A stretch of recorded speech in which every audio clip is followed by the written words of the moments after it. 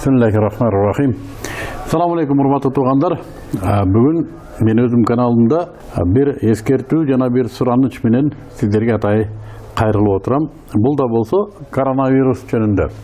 Бүгүнкү күндө коронавирус жөнүндө сүйлөө модага айланып калган деп мен өзүм деле анчейин буга кайрыла берчүм. Эми элдин баары эле ким эле болбосун коронавирус жөнүндө сүйлөп атат. Мен тим эле коеюнчу деп адатымча унчуккан эмес элем, бирок коронавируска байланыштуу болгон дагы бир кубулуш жөнүндө айткым келип атат. Бүгүн эртең менен мага WhatsApp'ка бир ушундай каңырык келди. Өтө үрөйдү учурган кабарлардан келди. Бир караганда андай деле нерсе эмес. Бир аял үйүндөгүлөргө айтып атат экен, ушу биз чогулуш болду. Чогулушта ушундай бир өкмөттүн чечими болуп калышы мүмкүн экен, карантин болуп калышы мүмкүн экен. Демек азыртан үйгө уун, суун, чай, пай, туз, музду камдап койгула деген мааниде ушундай бир дүрбөлөңгө сала турган бир тарап атыптыр. WhatsApp'та ушундай бир камкордук дейбизби, ушундай бир аябай камкор бир аялдын сөзү экен. Эми камкордугуна айланып кетсин. Бул жакшы нерсе эмес. Мындан бир канча убакыт мурда биздин кошунабыз Тажикстанда да ушундай окуя болду дешет. Тажикстанда да ушундай уудууга алдырып, бар жокту сатып алып, басып, тим эле ундар, чайлар, туздардын бар дүкөндөр шыпырылып эчтеке калбай калды. Өкмөт бат эле ордуна коюп койду. Бул андай деле паникага кире турган нерсе эмес. Чындыгын айтыш керек, кайсыдыр бир шылуундар, бир соодагерлер ушул абалдан пайдаланып, өзүнүн өтпөй турган бир товарларын өткөрүш үчүн социалдык желе аркылуу ар түрдүү каңрыгы түтөт элди мындай дүрбөлөңгө салган кабарларды тарата бериши мүмкүн. Эл ошо айдаган сымал бирөө эле бир нерсени эки кап көбүрөөк алып койсо, алып ата турбайбы деп бирин бири ээрчип бардык нерсени чогултуп башташы мүмкүн. Анын үстүнө доллар көтөрүлдү койчу, бардык нерсе белгисиз акыбал. Ушул белгисиздик бизге сыноо. Биз белгисиздикте кандай өзүбүздү алып жүрөбүз. Ошого карабай бар жокту үйүнө ташый берип Кудай сактасын да. Өкмөт эми өзүнүн ишин кылыш керек. Өкмөттүн иши эмне? Элдин башына түшүп аткан күндүн алдын алып, бүт ыктымалдуулуктарын караш. Өкмөт кандайдыр бир ишти пландаштырып аткан болсо, өкмөттөн да аша түшүп камкордук кылбай, бул туура эмес деп эсептейбиз. Бул бир чети. Экинчи чети, биз алхамдулилля мусулман элбиз. Мусулман эл башка динсиздерден эмнеси менен айырмаланат? Мусулман эл ырыскысын чечкен эл, ырыскы Кудайдан деп билген эл. Ошону менен мусулман. Өзүн мусулманмын деп атай бергенден эмес. Өзү мусулманмын деп туруп, анан кийин дүкөндөрдүн баарын кыдырып, бар жокту кууратып, ырыскычы. Караңыздар. Хадис кутси келет. Ушунда бир 2-3 эле нерсесин мен ошо кыргыз тилинде жалпак өзүм түшүнгөн мааниде айтып берейин. Ырыскы, Аллах Таала айтат, ырыскы менден деп атат. Сен кабатыр болбо.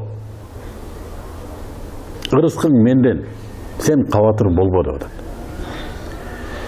Дагы бир хадисте келет. Менден сага таксим болгон, сага мындай үлүш катары сага тартиптелген, же сага бөлүнгөн ырыскка каниет кылсаң, жүрөгүңдө кадыржамдык болот дейт. Эгерде мен берген нерсеге каниет кылбай, издеп жөнөсөң, мен сага жырткыч айвандардын башына түшкөн нерсени саламын, бутуң менен жер тырмап жүрүп, тумшугуң менен оюп жүрүп табасың ырыскыны. Ошол дүйнөнү сенин үстүңдөн өкүмдөр кыламын.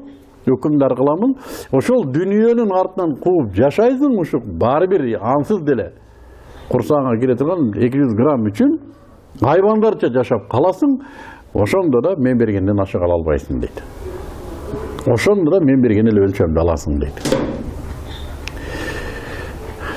Бүгүнкү берген ырыскыга каниет кыл дейт. Дагы бир хадис кутсиде келет. Бүгүнкү мен берген ырыскыга каниет кыл. Эртеңкини талап кылба. Мен сенден эртеңки ибадатты талап кылган жокмун го дейт. Аллах Таала бизден эртеңки ибадатты талап кылган жок. Эртеңки багымдатты да бүгүн окуп кой деген жок да. Эртеңки пешинде окуп кой деген жок. Ар бир нерсенин өз учурунда. Ырыскынын сенин курсагың ачып, ырыскынын учуру келдиби? Аны Аллах Таала айтат, сенин ырыскыңды мен өз кепилдигиме алганмын дейт. Мен сени ушундай бир чоң мухаббат менен жаратканмын. Enенин жатынында белгиленген мөөнөт жеткенге чейин, ажалың жеткенге чейинки ырыскың менин кепилдигимде дейт. Дагы бир практикалык эле бир байкоо. Нандын барын жыйнап алган адам, туздун барын жыйнап алган адам, продукттардын барын жыйнап алган адам өлбөйбү? Өлбөйбү? Ажалы жеткен болсо. Ошол он заводунун директору да ажалы жеткен болсо өлүп калышы мүмкүнбү? Мүмкүн. Демек ал продукттардан көз каранды эмес экен да. Жашоо андан эмес. Ырыскы биз аны дефицит кылып, элди кыйнап, дүрбөлөңгө салып, өзүбүздүн кара курсак үчүн жыйып алган продукттардан эмес экен. Эч нерсе андан көз каранды эмес экен. Болгону биз кемчентойлук кылсак, эртең ушу калбай калбасын, алып коеюн деген көрпенделик менен гана өзүбүздү гана эмес, элди да кыйнаган болобуз да. Ал бизди эч нерседен сактап калбайт экен. Мен бардыгыңыздарга ушуну суранам.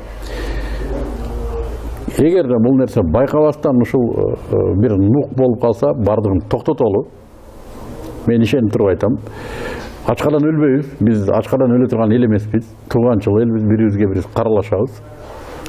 Экинчи дүйнөлүк согуш учурунда да şu bir tiştem nan жок кезде да кыргыздар кырылып кеткен жок да ачкадан. Жашап атты. Эң жут учурда кыргыз эли өзүн эмес башка элдерге да бөлүшүп атты да, билесиңер бардыгыңар. Келген мындай жөн эле ток бейли бололу. Но дини жок. Япондор цунами келгенде кезек менен барып дүкөндөн алып кетип атышты. Мардерлык болгон жок, талоончулук болгон жок.